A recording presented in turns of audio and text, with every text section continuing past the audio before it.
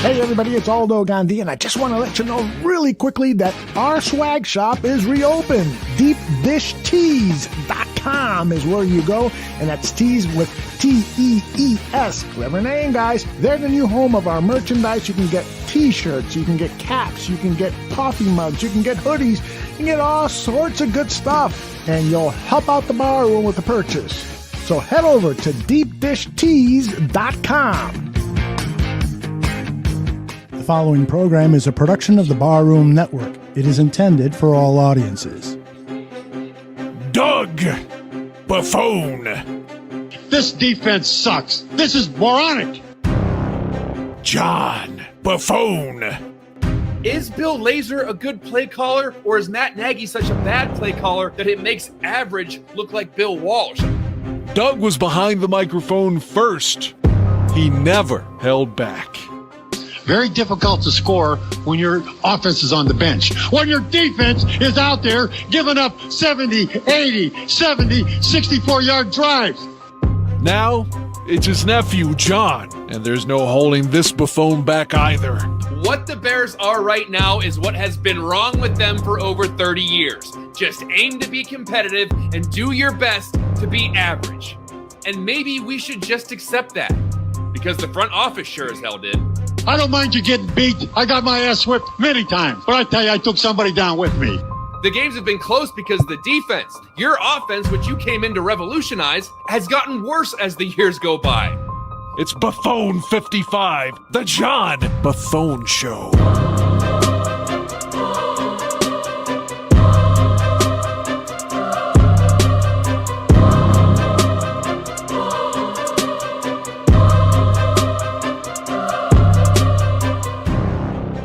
Hello and welcome to another edition of Buffone 55, a fast-paced approach at breaking down those gosh darn Chicago Bears.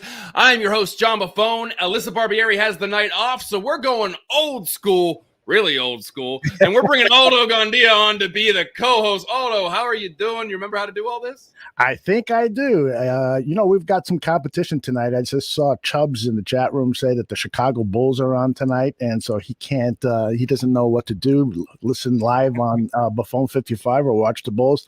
I told him DVR the game and catch us live because we want to interact with them here on Buffone 55. How are you, by the way? I'm doing great, and the great part about this show is you could be watching it on anything. You watch Bulls on TV, and then you can watch us on your phone, watch us on your laptop, on your computer, anything that you can get an internet connection to. You can be watching Buffone 55. Dude, I had excuses right now, so I'm doing pretty well. Always excited to talk Bears. We only got 2 games left, so as bad as the season is shaking out, we only get to do this a couple more times, so we got to take advantage of it. Exactly. Trust me, as disappointing as this season is, I am not going to miss any of those 2 games. I know that there's a lot of apathy right now, and rightfully so. There's a lot of better things that you can do, but when you've got that navy blue and burnt orange ingrained in you, and I know it's in your blood, virtually, literally, it's hard to turn away from them. Absolutely. And, the Bears, they do still have 2 games left, and they're playing a team that might actually be in worse shape than they are, which in the New York Giants. But on this show, we're going to do a little bit something different tonight. As crazy as it sounds, we thought maybe our listeners wouldn't care too much about the ins and outs of the New York Giants and how they match up with the Chicago Bears going into this penultimate game. So you get the whole episode of just me and Aldo.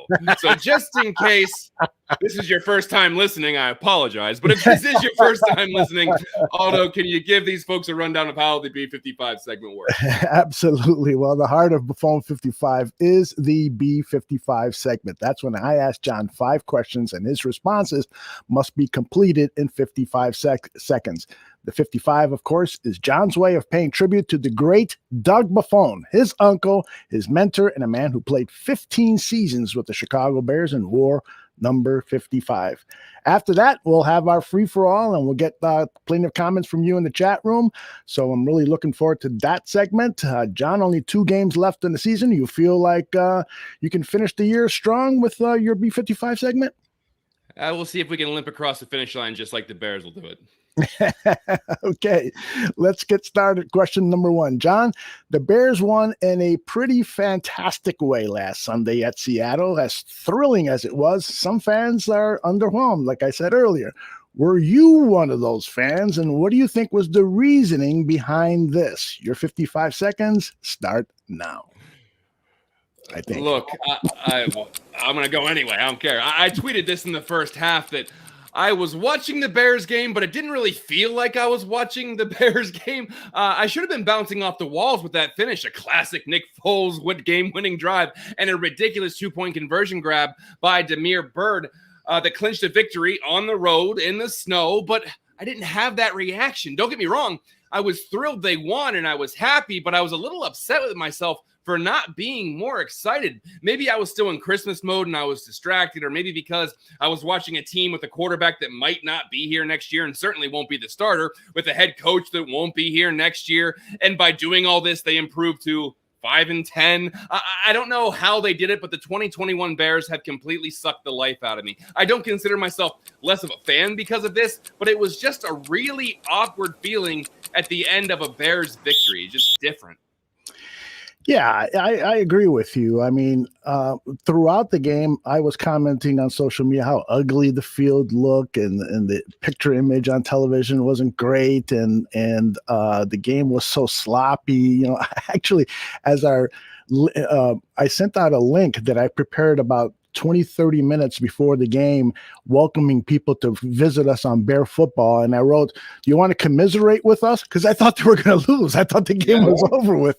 And that's how I was feeling for 75-85% of the game. And then they pull out this fantastic victory, which I'm always happy for. But there was a bit of a void in there just because of how miserable the season has been. And I'm sure there were still people commiserating, despite the fact that they won. I'm sure that there were still people just complaining. And that's what I saw on Twitter, to be honest with you, because I couldn't join you guys for Bear Football, but I was still paying attention on social media, and there was still just a lot of complaining and a lot of I would just say apathy, and like it didn't really matter to a lot of people, which is unfortunate. So hopefully that's not the culture that we bring in 2022. Hey, new year, new me, so hopefully the Bears take that approach. Indeed. All right, let's head over to question number 2. It's the story that won't die. You know what I'm talking about. Many thought Matt Nagy was coaching his last game Sunday against the Seahawks. However, the win may have saved him for the time being. With teams being able to interview coaching candidates in the final 2 weeks of the season, should the Bears have fired Nagy after the game, even though the Bears won? 55 seconds. John, take it away. It would have been the most Bears thing in the world to put off firing Matt Nagy this long and then deciding to do it after a win. But jokes aside, I think it was a good one for him to go out on. Hey, Matt, thanks for your time here. Glad we could finish it on a dramatic win. But that didn't happen. And honestly, you have to know what Matt Nagy's fate is by now. There are reports that the Bears haven't made a final decision about Matt Nagy. What else do you need to see to bolster your decision? Are the games versus the Mike Glennon-led Giants and the Minnesota Vikings really going to be deciding factors? If the Bears beat 3 bad to below average teams at the end of 2021, are you really going to bring him back? You have 4 years of data to go off of. How have you not made a decision on this yet? I think that what the most frustrating thing is for fans is that there are reports that they haven't made a final decision on it. The fact that this still might be a coin flip, that's what's enraging people the most, I think.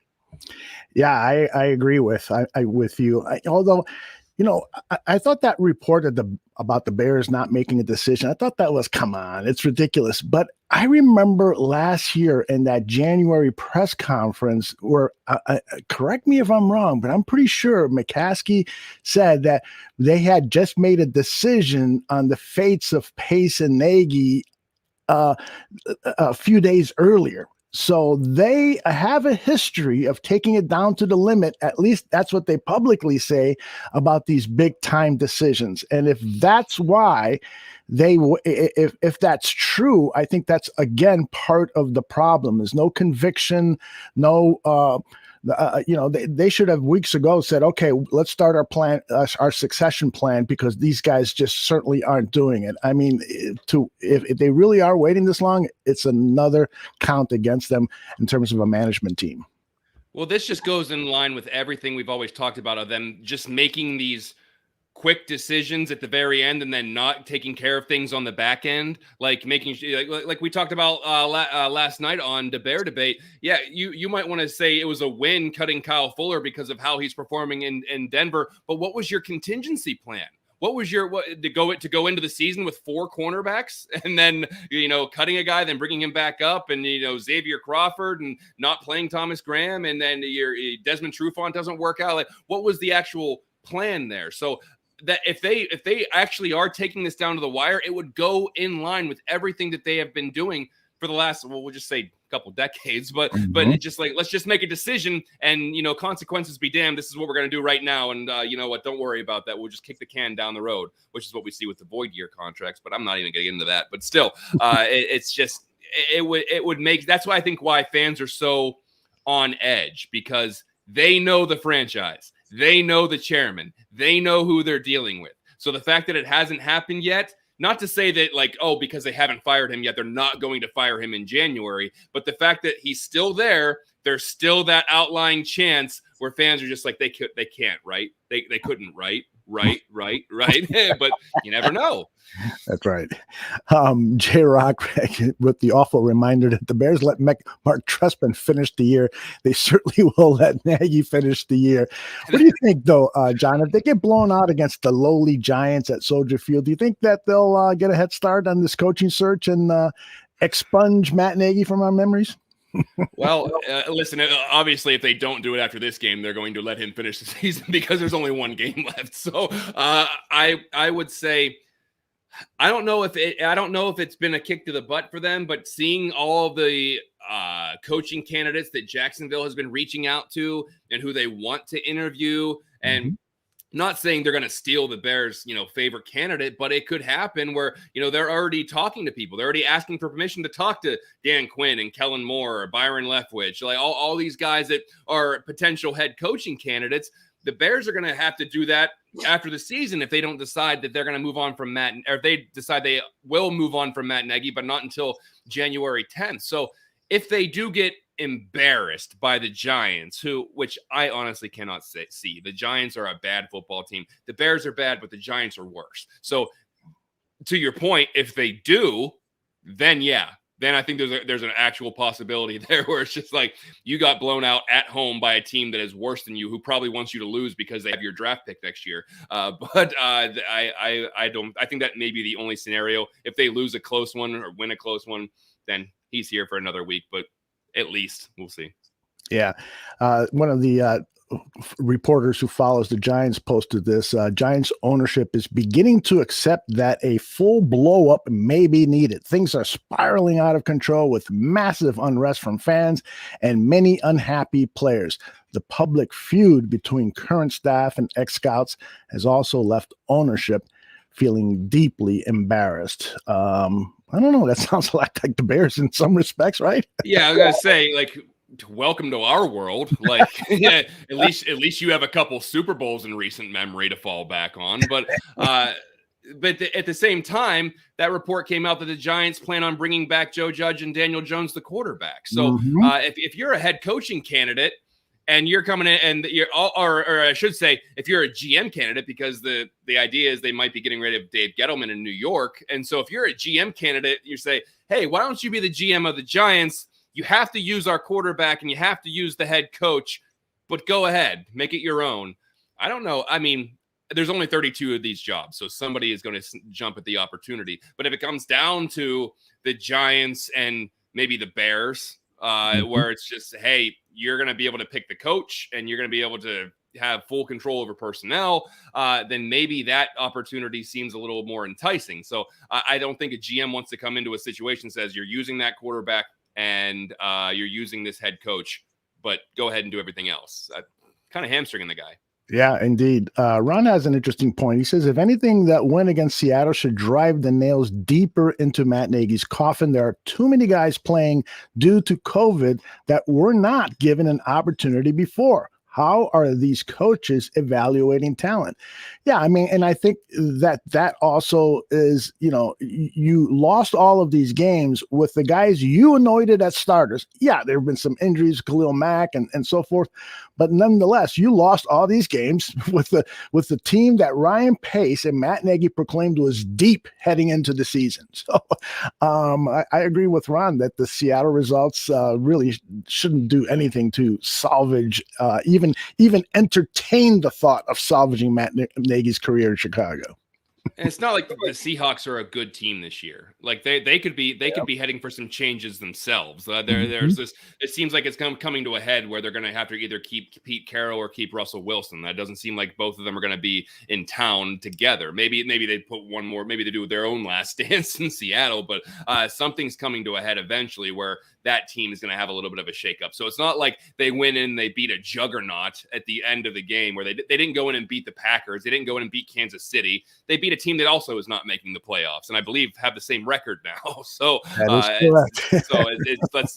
not, they're not going to hang a banner for that. There you go. All right, let's get on to question number 3, because I know you are anxious to talk about Nick Foles. He got the win on Sunday. The 32-year-old did have a respectable game, going 24 of 35 for 250 yards, a game-winning touchdown, and 2-point conversion throw. Justin Fields' status is still unclear, but even if he is good enough to go, would you be okay with Nick Foles finishing out the last 2 games this season with the Chicago Bears as their starter? Clock starts when you do.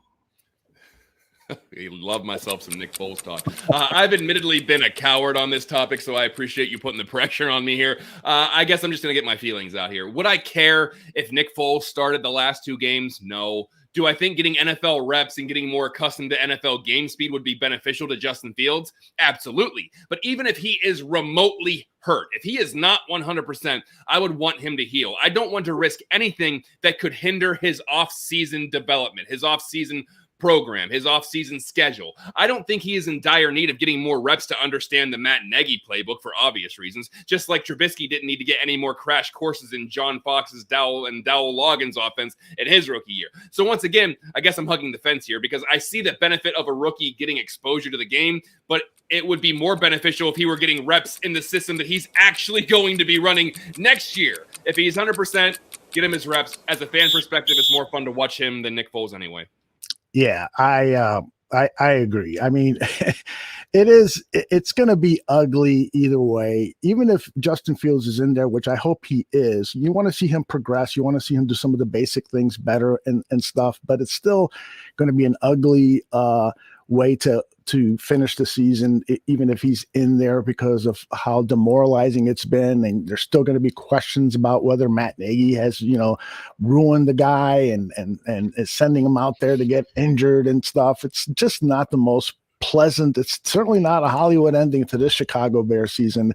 It is just one more punch in the face to Bears fans and really a kind of another disgraceful moment in the history of the Chicago Bears, that the season is coming down to this. And the idea that Nick Foles, Nick Foles could be auditioning for that backup role for Justin Fields next season. You like that idea? I think it's not out of the realm of possibility, depending on what the market is. Because if they get rid of Foles, then they're gonna have to bring somebody in, and I don't know if they're gonna draft somebody to be the backup to Justin Fields unless the new GM really does what Ryan Pace said he was going to do and draft a quarterback every year. But I think that wouldn't be a bad backup to have. I think his cap hit next year is like a little over $10 million. If they cut him, they save like $3 million or something of that nature. So. And the fact that Justin Fields is still in a rookie contract, it's not like they're investing a ton of money at the quarterback position if Nick Foles is your biggest contract at like $10 million. So, and then you get Andy Dalton off the books for the most part to get his contract out of here. I think it's not a bad idea to have him as the backup. He shows that he can get accustomed to the game very quickly. He's been bouncing around from not dressing to being the backup to all of a sudden, being thrown in against Seattle. He can still play if he needs to be the backup. So I wouldn't hate that idea. I'm not saying like they have to get rid of Foles. So he very well could be auditioning to be the backup next year. And he brings some continuity to the quarterback room as well. Indeed. All right, let's head over to question number 4. You said earlier this game involves 2 pretty bad teams. Is there anything at all to look forward to in this game? 55 seconds are on the clock. Go. I hope I can use all 55 seconds here. Well, if nothing else, it's the first time the Bears have a noon game in about a month. So I guess we can get back into our routine of watching them early, getting ticked off, and then having the rest of the day to ourselves. Otherwise, I guess there's the weird dynamic that the Giants own the Bears' first-round pick next year. So do they really want to beat the Bears, or do they want the Bears pick to be as high as possible? Then there's the ultimate made-for-TV movie storyline, Mike Glennon taking on the team that paid him the most money of his career for, I think, 4 games? So does Mike Glennon, the guy who Ryan Pace brought in to be the starting quarterback in 2017, deliver the final nail in the coffin to the Bears general manager? And I got to bring this up. It was a stat tweeted out by Funhouse. Mike Glennon has a putrid 6-24 record as a starting quarterback in the NFL, yet he has 14 more touchdown passes than interceptions in his career, with 47 touchdowns and 33 interceptions. What a world we live in 2021. That's funny. Mike Glennon at his press conference was asked that head coach Joe Judge was considering alternating quarterbacks in different situations. And so Glennon was asked, how would that affect you? I think, getting into a rhythm would be probably one of that. I've never actually had that, but I think it would, it would create a challenge. But if that's what's best for the team, that's what we will be ready to do. Yeah, you're right. They have a much worse team than the Bears do. Come on. And now there are reports that Saquon Barkley did not take his off-field training seriously when he was recovering from that injury that he suffered at Soldier Field a year ago, that he did not take it seriously. And a lot of people are saying that great guy exterior that he shows is really all a facade, that he's really not that clean cut. Clean cut maybe isn't the best way, but he's really not that kind of great guy that he shows off in interviews. This thing is ugly in New York. It's about as ugly as Mike Lennon's neck. Sorry, Mike. Yeah. And okay. And that coach who's considering the 2 quarterback rotations, the guy who's going to be coming back, that's okay. That gives you a lot of confidence there. And then I don't know. I mean, the whole, Saquon Barkley not being Captain America. Well, maybe he understands it's a business. He understands. Maybe he doesn't want this coach around anymore. Maybe he doesn't want this GM around anymore, where it's just like, I'm not going to bust my butt for this team. Like, they're not, look what they're putting around me. So, and I understand he was a very high draft pick, and he was expected to be basically the focal point of that offense until Daniel Jones took over, and which obviously has not happened. So I think that's a very toxic atmosphere, and that's coming from a Bears fan point of view. I think that's a very toxic franchise at this point. I know Giants fans are just all out on everything that has to do with the Giants, even sometimes to a more extent than what Bears fans are. But they have a real chance here because it looks like they're probably going to have 2 picks potentially inside the top 10, 12 picks of the NFL draft. They're going to have 2 first-rounders with the Bears pick and their own pick. So we'll see what they do with it. We'll see what the new GM does with that, and see if they can turn that around quickly. Yeah, indeed. All right, let's get over to question number 5. We'll turn the clock off for this one, okay?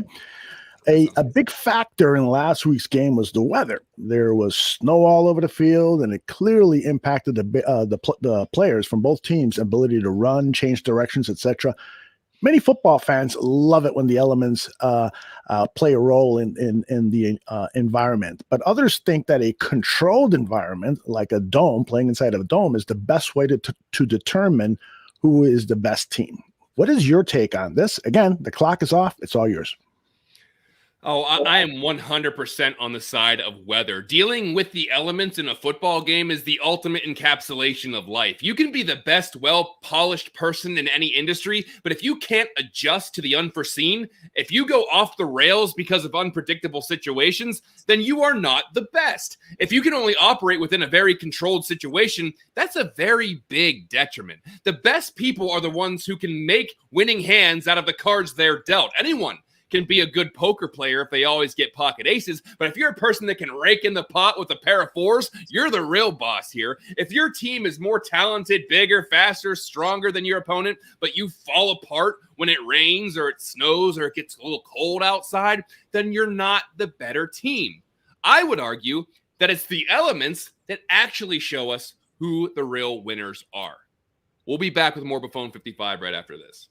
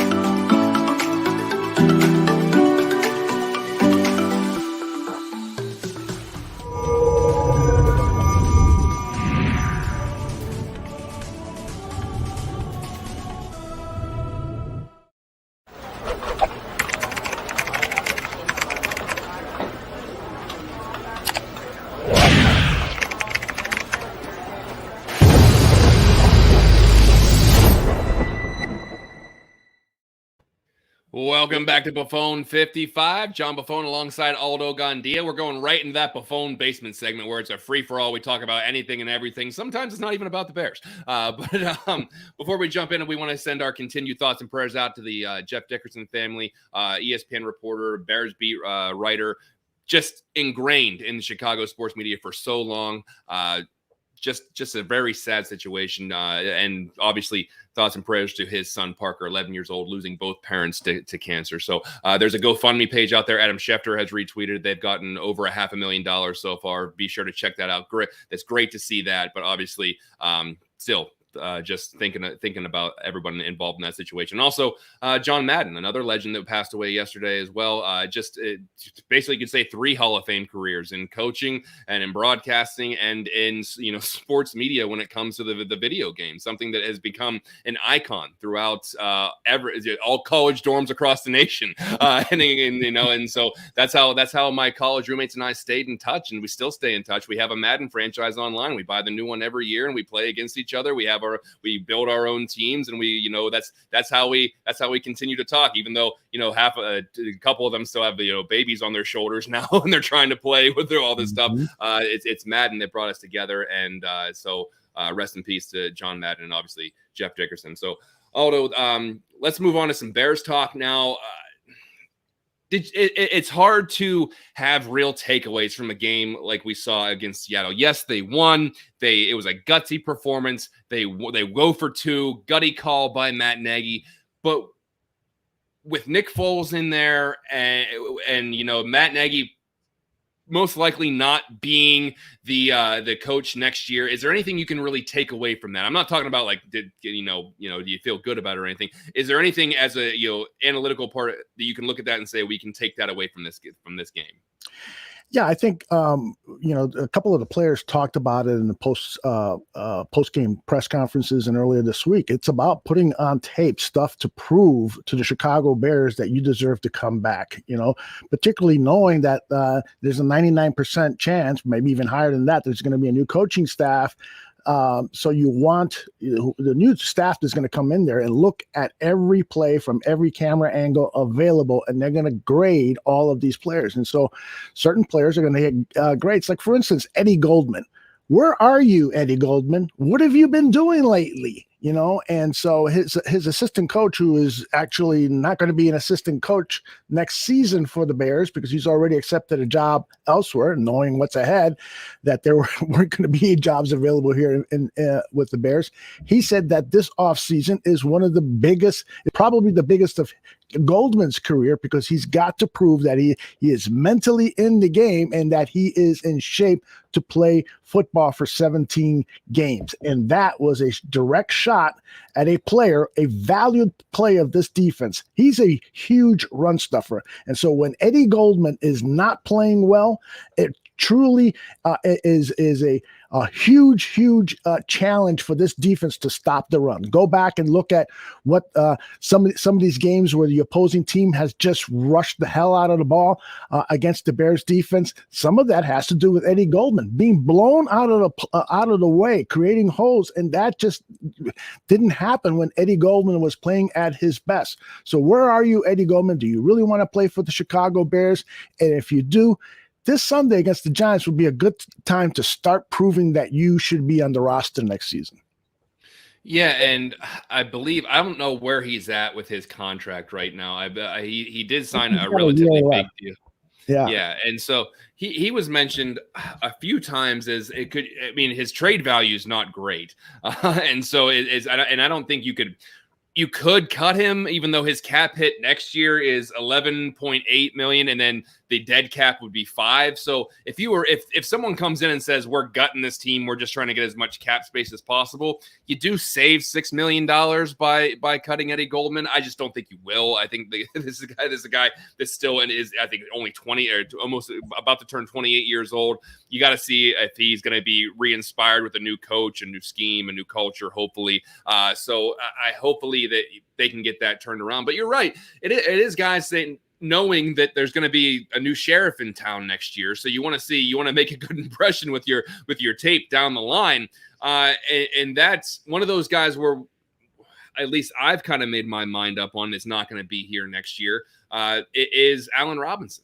And I just, is there any chance that they hand this franchise over to a new GM and a new head coach and they say, our priority is bringing back Allen Robinson? Is there any possibility in your mind that they could do that?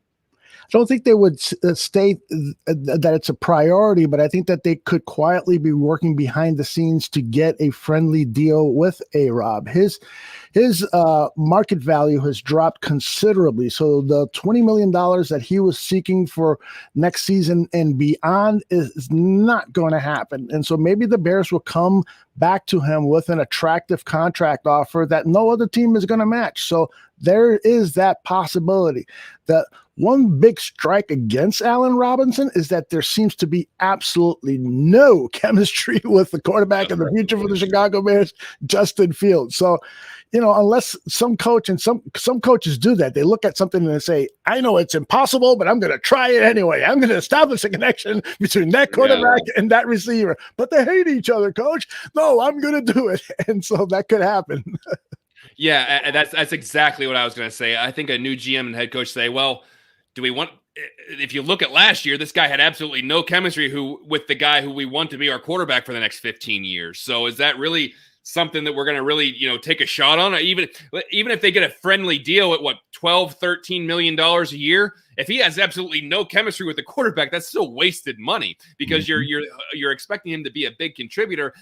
But I think they go out in free agency and they get I don't want to call it a mid talent, but maybe a mid talent like a Mike Williams or a big bodied receiver who can bring down red zone targets. I wouldn't be overly sold on Juju Smith-Schuster. He's still young. I think he's talented, but we'll see if he's still Mr. TikTok and all that other stuff that he kind of brings along. Not to say that he's disruptive, not to say that he's like a locker room cancer like we've seen other wide receivers be, but there is always that distraction where if the team's playing bad and he's still having fun in the locker room doing TikTok, it's not always the best look in the world. Just ask Steeler fans. They don't like that too much. But I just don't see I don't see a situation where Allen Robinson is a Chicago Bear next year. I think there's just too many strikes against it this year. I would have to say right now, I would say 80-20 if I had to guess. 80% out the door, 20% coming back. Where are you on that range? Yeah, I agree with that. I think it's even lower. I think A-Rob is at a point where he wants to do whatever possible to get away from the Chicago Bears. There's just kind of really a bad taste in his mouth. But he's got 2 games. He's going to play against the Giants. He's got 2 games to kind of prove to Chicago Bears fans that he hasn't tanked it this season. He can go out and have a super strong game and then follow that up against the Vikings in the season finale. That would be great for his reputation, and that would be great for his market value. So, I've been an A-Rob fan. We've had a connection with him here at the Barroom Network with his charity, the Within Reach Foundation, and so I'm always rooting for him. But judging from results, it's going to be hard for him to prove to NFL teams that he's even worth $15 million, which is what he's making this year under the franchise agreement. What do you think about what J-Rock says here? You already mentioned Mike Williams. What do you think about Michael Gallup, the speedster from the Cowboys? I think that's an interesting target. Maybe he's not the big body guy that they need, but he is. I think he provides a big spark. And, he's in an offense right now with, CeeDee Lamb and Amari Cooper, and he hasn't had a real chance to be featured in an offense. Now, there's obviously a risk in that because then you're going to be getting everybody's, best cornerback moving forward, unless Darnell Mooney's going to, take the next step and he's going to be your number one. That would be an interesting tandem, Michael Gallup and Darnell Mooney. I still think they need to go out because, Jimmy Graham's not going to be here next year. Not to say that Jimmy Graham was a huge contributor this year, but you want that big body guy that can box people out and go up and get targets. And we're not sure that's Cole Kmet yet. We haven't seen a whole lot of evidence that he's, not to say he won't be a good player, but he's not going to be the big red zone guy to go up and play the jump ball game. So they're going to have to do, regardless, I think they're going to have to do some work with the receivers because I don't know if you bring Damiere Byrd back. I don't know if Marquise Goodwin comes back. I don't know if the new GM or new head coach wants those guys back. So in reality, who do you got? You have Darnell Mooney and who else? The only other player under contract for next season as of today is Daz Newsome at the wide receiver position. And that's a project, and there's potential there, and you hope that he turns into something. I like Daz Newsome a lot. I wish he would have got a little more playing time this year. But I don't think you can go into 2022 just banking on Darnell Mooney, and then we are pretty sure Daz Newsome's going to take that next step, just like we were pretty sure that Kendall Vildor was going to be the number 2 cornerback this year, just like we were sure that Artie Burns was going to be good, just like we were sure that Xavier Crawford was going to be good. Like I like having those potential and those projects on the roster as depth, but I don't want to rely on that. I don't want to rely on a guy saying, you know what, we like him, we're just going to throw him into the number 2 role and see what he does. I don't like that situation at all. What do you think about Chubbs' suggestion to just get Davante Adams in here, even if you're breaking the bank? Even I'll ask Chubbs and ask you, John, because we talked about this during the Bear debate about Robert Quinn's future with the team. He could be moved, and the team would save $12.5 million that they can apply then to acquire a big name wide receiver. Davante Adams is going to require double that amount, but at least you got half of that amount in the bank if you move a Quinn. Would you make moves like that where you would cut ties with veteran players to acquire essential elements for an improved offense? It wouldn't be Davante Adams just because he's 29 years old. I mean, he's going to go out and try to get a 4 or 5 year contract or something like that. And I don't want to bank on Davante Adams and as 33, 34, 35 years old being the guy for the Bears making a ton of money. If he were 27, I'd say, yeah, let's go for it. But I don't think that the Bears are a wide receiver away from a Super Bowl. I think Davante Adams would be the finishing touch on a team that needs a big time. He would be like if Indianapolis is going to go on to free agency and say, we are one big time receiver away from a Super Bowl, let's go get Davante Adams or something of that nature. But once again, I don't think that he would go to the Bears because I think he's gonna have plenty of suitors. He's gonna have plenty of people lining up to give him a contract. Most likely Green Bay if Aaron Rodgers sticks around. So I would say that he's going to want to go to somewhere where he can not just get big time paid, but also is going to have a chance to win a Super Bowl. Yeah, Chubb says you don't have to guarantee the whole contract, and he can make a lot of money on the front end, and he's got 3 good years in them easy. The problem with that, though, Chubbs, is that the front end is where the Bears have the biggest problem from a salary cap perspective. So they would actually have to, make it kind of loaded in the back. So, I mean, it can happen. Anything can happen, but the salary cap is so tricky. But, you make something like that happen, there have to be certain sacrifices. So we will see. D. Levine says we need to invest in offensive line before we do anything else on the offensive side of the ball. I know you agree with that, John. Oh, 100%. Yes. I want the Bears to have a top 5 offensive line. And I think that they're going to have some, if they can get Larry Borum and Tevin Jenkins to perform the way they want them to perform with the tackles, then you don't have to spend $100 million on the interior. And you still want to see, you still got Cody Whitehair, and you still have, maybe you have James Daniels. His contract's, I believe, up after this year. So I don't know if they're gonna bring him back. And then the Sam Mustipher project was nice. I had hopes, but it just doesn't seem like that's gonna be so happen. So I can see them investing in a center. I can see them trying to get some depth. They really should try to get a couple more draft picks on there. The problem is they don't have too many draft picks, and they have a lot of holes that they need to address. So I'm not sure exactly how they're going to, but they need to get the center position right there. As you see Chubb's bringing up, need a center and a guard, but they definitely need to shore up that position and protect Justin Fields and really be a team that, can be physical, that can bully the other teams around. They have David Montgomery and Khalil Herbert, who I think are two very, very good running backs. David Montgomery, I would say, would be a top 5 back. And Khalil Herbert, as a rookie, is showing that he can play pretty damn well as well. So I would love for the Bears to have a great offensive line and then just beat up other teams. Do what Tennessee does whenever Derrick Henry's healthy. Beat the crap out of your opponent, and then when they have to bring 8 into the box to stop the running attack, that's when you can go to one of your wide receiver speedsters. That's when you can go blow the top off of something. That's when you can go to one of your tight ends that is reliable. Hopefully Cole Kmet turns into that guy where they can go on a play action, and Cole Kmet's always on that drag route or something of the other. I would love to see them become a seriously physical team that can just run the ball down somebody's throat and control the clock and not turn the ball over. I'm not saying, go into power I and be antiquated. There's plenty of ways to be modern and still be a running team. I think that Tennessee and Cleveland have proved that time and time again, where you can have two really good backs and win games by running the ball and then take the pressure off of your young quarterback. Absolutely. Absolutely. I'd like to discuss with you briefly the whole idea of firing a coach with this new rule. We know now that teams can interview coaching candidates if they're working with another team, get permission from the other team, and then you can have a brief interview with these players. Nagy is still a coach, so they can't begin that process.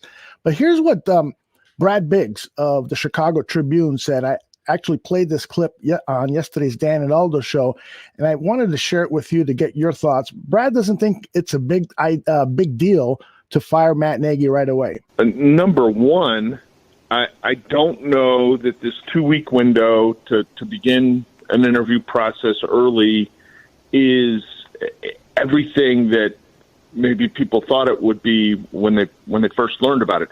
It's a 2-hour Zoom interview, okay, or virtual interview. They can use whatever platform they want, but it's capped at 2 hours. So that's kind of a get-to-know-you process. That's where you sort of initially meet the guy. You're not going to hire a head coach unless you've met with him for a lot longer than that. So would it be a way to discover a little bit about some candidates that you might have some interest in? Sure, that's possible.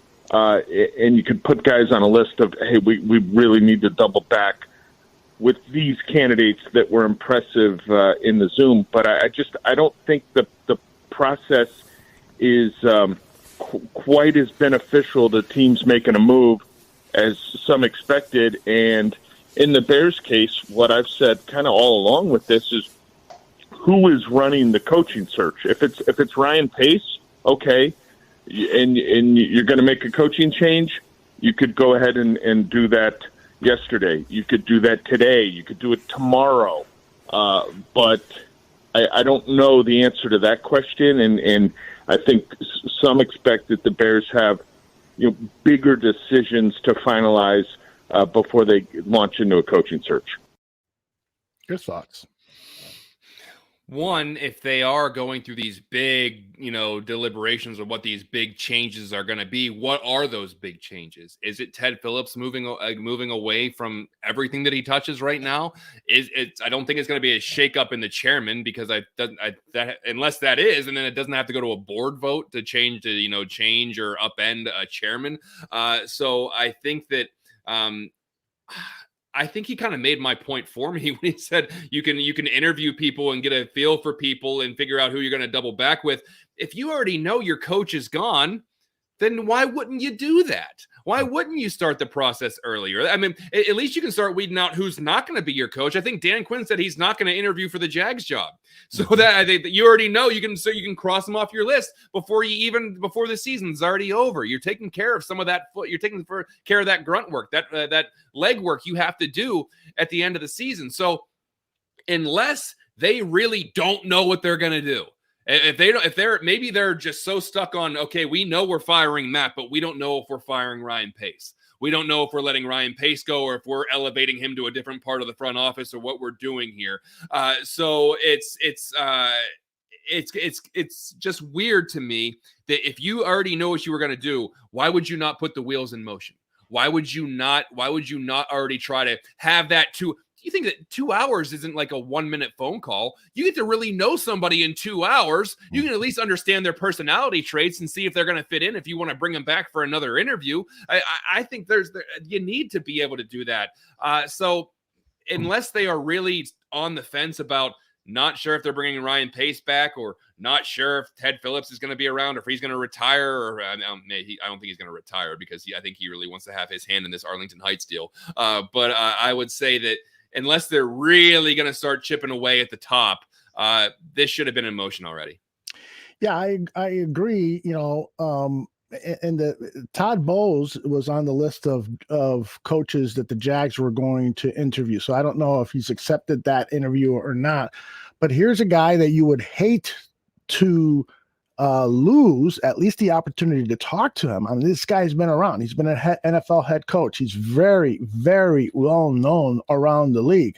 I think there would be a possibility that a team could hire Todd Bowles off of a 2-hour Zoom. They walk. He comes into the interview, and for 2 hours he just hits every question out of the ballpark and has a plan, has a vision, has great suggestions as to who would be the offensive coordinator, defensive coordinator, the entire coaching staff, and given his resume, I think it's possible that he could get hired. Now, if you're interviewing somebody totally new that you don't have a connection with, he's kind of an up and rising guy that you've heard some good things about, then, more 2 hour, you're going to need more than a 2 hour discussion really to feel comfortable about a hire like that. But a guy like Todd Bowles, this guy comes with all the ready-made credentials. All he's got to do is now present a good vision and how he will accomplish that for this particular team. I can see him getting hired right away. At the very least, Aldo, you have a leader in the clubhouse. You have a guy that you say, that guy knocked it out of the park. He's got to be number 1A on our list. He's leading right now until we start talking to some other people.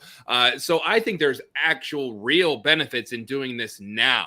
And saying we need to get a head start on this, because the Jags are, and I'm not saying the Jags are, the competitors or anything like that, but you see a team already getting a jump start on this kind of stuff. And you wish the Bears would be able to do that as well. So, like I said, unless they truly don't know if Ryan Pace is going to be the GM next year, and they say, well, we got to make this decision soon, and when we do, that's whenever we'll start the coaching search. Or if they say, let's shake out this whole Ted Phillips thing. Let's shake some other things out first, or reevaluate, or move people around, or elevate people to whatever title you want to give them, and then slot somebody in. Or we need to hire a VP of football operations, which I wish they would put a lot of effort into doing that.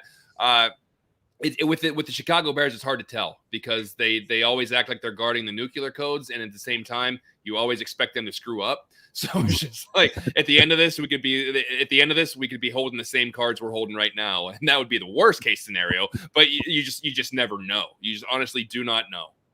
Yep. Before we get out of here, I need to get your thoughts on Eddie Jackson potentially being the nickel cornerback on the Bears defense. He was asked about that today. He was asked about because he's played it a number of times this season, and he was asked what he thinks about it and so forth. So let's listen to his response. It actually came up. I think we did it Raiders game to cancel out the tight end. Waller. Yeah, Waller. That's when it came up, and then we just kind of shied away from it. And I just went back to Sean like yo, what's up? Like I like playing nickel. You get more in the game. You know what I mean? You play close to the line. It's like you more involved. You get more, targets, chances to make plays. And it's really not special, just going out there, winning your leverage and, playing off instincts, reacting to stuff, and it's fun, honestly. I like playing with it. And also we get, put another safety back there, you get Dion, getting the game, probably Marquis Tees, you get the other guys in the games too. And, everyone has fun. Is this something that you think can be part of your arsenal going forward next year, the year after that? Yeah, I mean, I would hope so. That choice is on, the DC, how everything's going. But I enjoy playing it. I like it. I embrace the role of playing it, being able to switch it up, so I would hope so.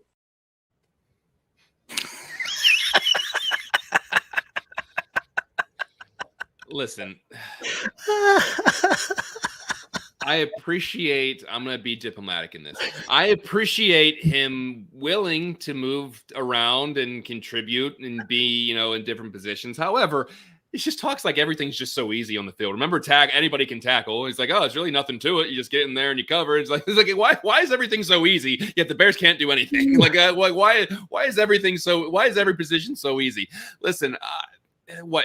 Eddie Jackson signed a $60 million contract, nearly a $60 million contract. I don't know if I want a utility guy for that money. I want a playmaker. I want a guy in the free safety who can be a ball hawk, who can deliver big hits, who can come up in the box if he needs to. I don't know. I don't have the numbers in front of me. I don't know how many nickelbacks in the NFL are making $60 million, but my guess wouldn't be too many. I just want him to be a great safety. I think Eddie Jackson has a lot of talent. I think that when he turns it on, he can be one of the best plays, one of the best safeties in the league. He's shown that time and time again. But I don't know. I maybe once again, like I say, for a lot of these players, maybe they just need to shake up with a new culture, a new head coach, a new regime, new feeling, new year, new me. I don't know. I don't know. I don't know. I don't have a whole lot of thoughts about that, but yeah, I thought it was fascinating that he was petitioning for it. He went to Sean Desai and say, "Hey, what's up?" So I think he's getting frustrated, the lack of turnovers, and he wants to be closer to the ball, perhaps to start making some big plays because that's his reputation. That's the reputation he developed in 2018. Unfortunately, hasn't lived up to that rep since then. So, but it's interesting. I wouldn't mind seeing him play some more nickel in these last two games to get a gauge as to maybe he should be considered for it. Maybe, playing closer to the ball would make him a little bit more aggressive. What do you think about what Roy says here? He wants to know what our thoughts are on Eric Bieniemy as a possible hire as head coach of the Bears. He's an offensive-minded coach, and that's what the Bears are lacking. I like him, and I think he would be a great head coach, says Roy. I was really in on Eric Bieniemy last year when we were talking about Matt Nagy potentially getting fired, and the more I think about it, the more I'd maybe opt for other people right now. I don't say what you will, but I don't love the Andy Reid tree right now. Yeah. Doug Peterson getting let go. Obviously, Matt Nagy was part of the Andy Reid coaching tree. Eric Bieniemy hasn't put a whole lot of, hasn't shown much about what he can do as a head coach. I think that he should get a head coaching job somewhere, and he eventually will. I don't know why he hasn't yet, to be honest with you. I don't know if it's the interview or whatever it is that's going on. I just think there's some other candidates out there this year. You bring up Todd Bowles. I really like Todd Bowles. I think that he is a good head coach. I think that he can be a leader of a team, a leader of men, inspire people to play well. I don't think that you necessarily have to have an offensive-minded head coach. I think you just need to have a head coach. I think Matt Nagy is the great encapsulation of that. He brought him in to be the revolutionize the revolutionary offensive mind, but he just isn't a very good head coach. He just isn't a very good time manager or clock management and the discipline on the team and some other those small things that you want your head coach to be able to take care of.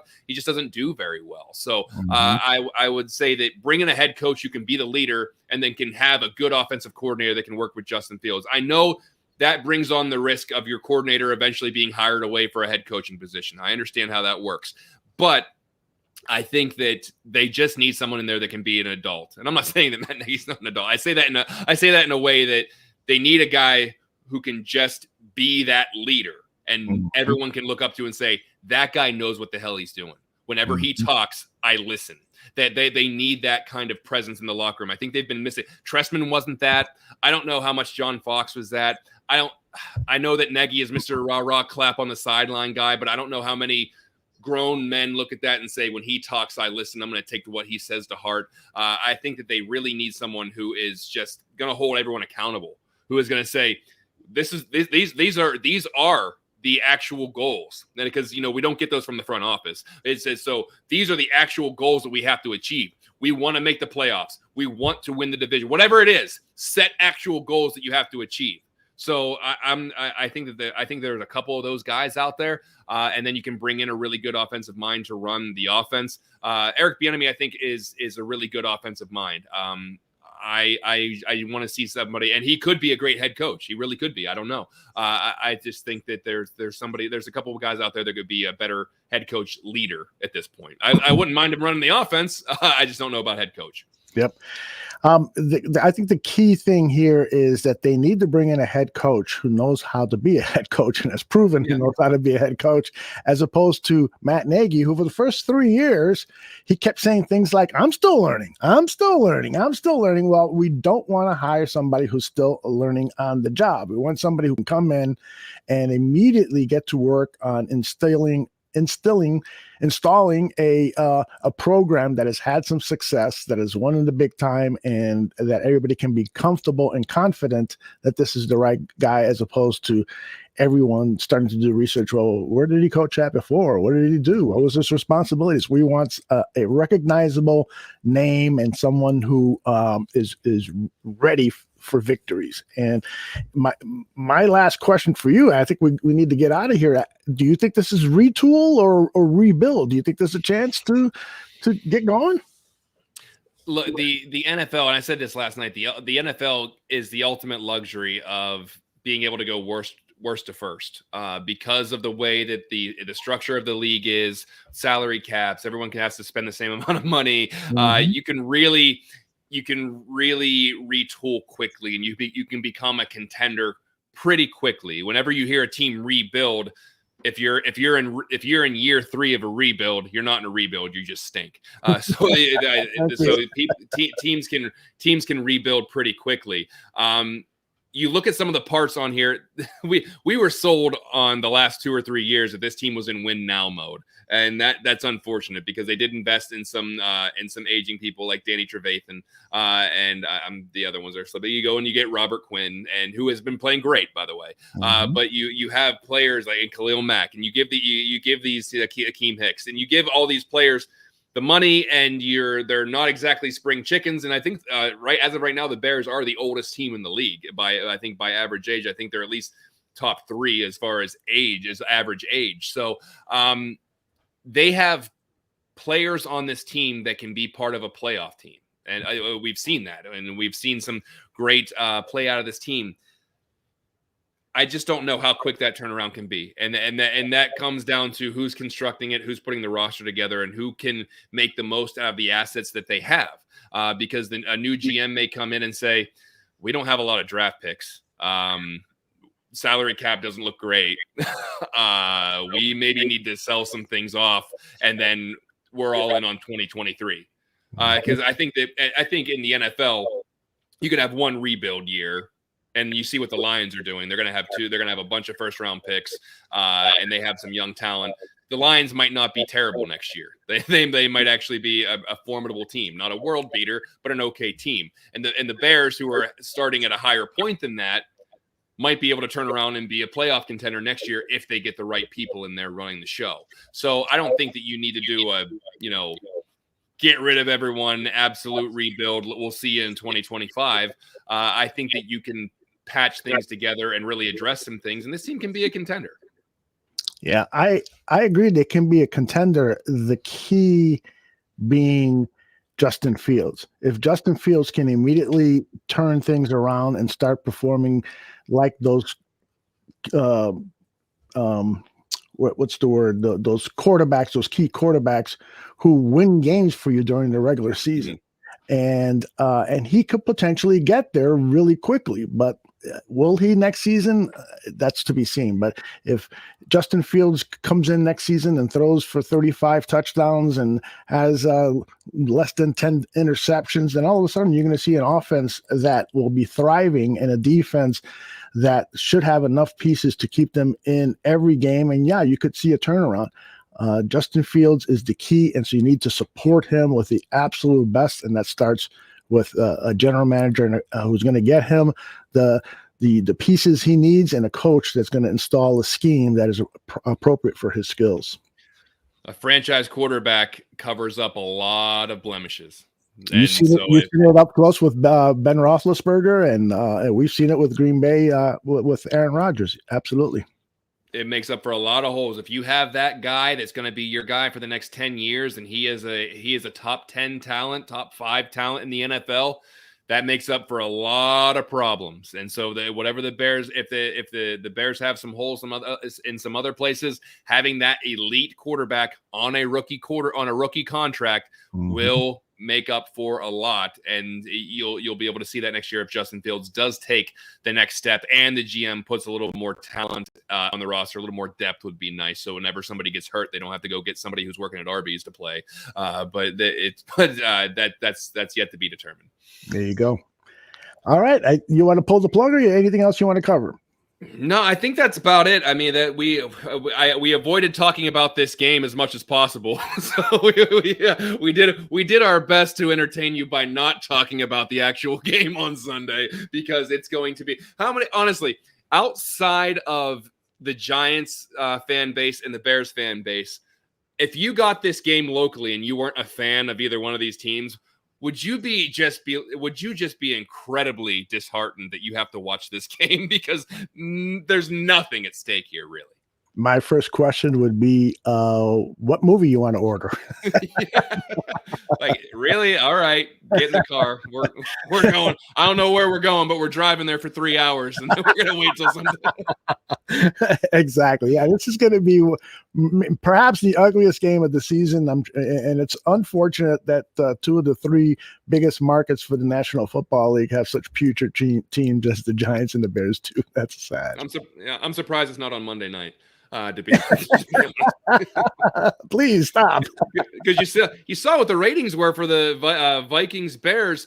Abnormally high. It was like the highest Week 15 Monday Night Football game in 10 years, which blows my mind, because the Vikings are kind of a playoff team. They're on that border, and the Bears are not. And somehow that was the highest rated Week 15 Monday night game in 10 years. That tells you how the quality has been on Monday Night Football in Week 15 in the past 10 years. But when you bring Chicago into the market, it's going to do well. We are gluttons for punishment. We will watch it, and it does not matter who's out there. If it's Nick Foles, Andy Dalton, if it's I'm just trying to throw out who's Jonathan Quinn, Cordell Stewart, Craig Krenzel, Rex Grossman, Kyle Orton, doesn't matter. I'm just reading off the graphic they put up every time the Bears play on prime time about all the Bears quarterbacks that have been around for the last 20 years. So we'll watch it. And so that being said, that's why you guys are still tuning in with us every week. So we do appreciate that. We love the commitment. We love the fact that you hang out with us every single week, whether you're watching the video version or listening to the podcast version, whether it's the live version or the recorded version later on. We appreciate everybody being in here with us, whether it's your first time or your 55th time. Make sure you tune into the Barroom Network for all of our Bears coverage. Almost every day we got something new for you. I believe Danny Shimon will be breaking down the tape tomorrow, Aldo, on Bear Truth. So you get a little more of the analytical side from him and less of me screaming. So that gives you a nice little toss. If you're looking for one or the other, we got you covered. Whether it's Bears, Bulls, Blackhawks, science fiction, personal growth, anything and everything on the Barroom Network, we got you. It's not just Bears season. We are here 24/7, 365. We got you covered for everything you could possibly want. So we appreciate you. And go ahead and hit that subscribe button. Get alerts so you know whenever we go live. We can watch us on Facebook, watch us on YouTube, watch us on Twitter, and then all of those different platforms in which you listen to podcasts. We will be there. Aldo, anything else before we wrap up? Just Science Fliction starts at 9 p.m. Central. The guys have a special guest from Fangirlish. They'll be talking about the new Spider-Man movie, share their reviews, talk about Daredevil and a couple of other movies. So that should be an interesting 60-plus minutes of talking about science fiction movies. The show is called Science Fliction. Starts at 9 p.m. Central. Awesome stuff. Well, that will do it for this edition of Buffone 55. We appreciate each and every one of you. Enjoy the game next week, everybody. Same time, same place. We'll see you there. Bye-bye.